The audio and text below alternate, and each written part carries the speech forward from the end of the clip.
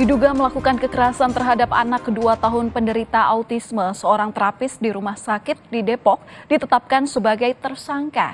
Pada Selasa lalu, pelaku menjepit kepala sang anak dengan kaki dan diduga tidak menghiraukan korban yang menjerit meronta-ronta.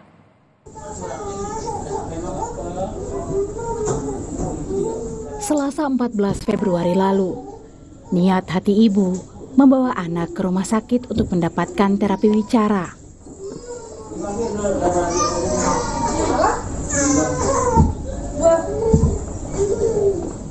Namun, sang anak penderita autisme yang baru berusia 2 tahun justru mendapat perlakuan yang bisa memilukan hati semua ibu.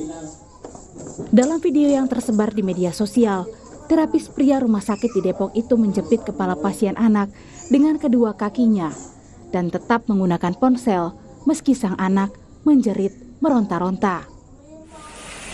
Tak terima dengan perlakuan sang terapis tanpa penjelasan dari rumah sakit, ibu pasien pun melaporkan kasus dugaan kekerasan ini ke Polres Depok.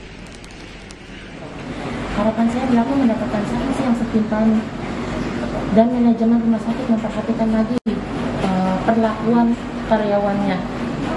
Dan untuk para orang tua yang mengalami hal yang serupa, silakan melapor ke Polres Depok. Polisi pun terus menelusuri dugaan kekerasan yang dilakukan terapis rumah sakit kepada pasien anak autisme di Depok ini. Hingga Kamis sore, sejumlah saksi telah dimintai keterangan. Sang ibu membawa anak tersebut melakukan terapi karena anak tersebut mengalami ASD atau Autism Spectrum Disorder. Namun dalam pelaksanaan terapi tersebut, di dalam video yang viral, ternyata ada tindakan-tindakan yang diduga melakukan tindakan kekerasan terhadap anak. Dari pihak rumah sakit sudah kita periksa 3 orang, termasuk ibu korban. Termasuk terapisnya kan, Bu? Terapis dan ibu korban. Dari hasil pertemuan antara pihak korban dengan rumah sakit seperti apa?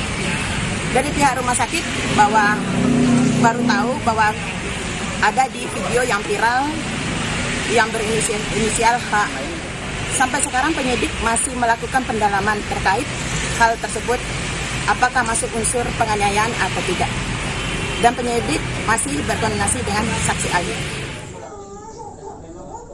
Hingga saat ini polisi masih belum menetapkan status tersangka kepada sang terapis karena masih berkoordinasi dengan ahli untuk mengetahui apakah perlakuan ini masih merupakan metode terapi autisme. Hidayatul Mulyadi, Kompas TV, Depok, Jawa Barat.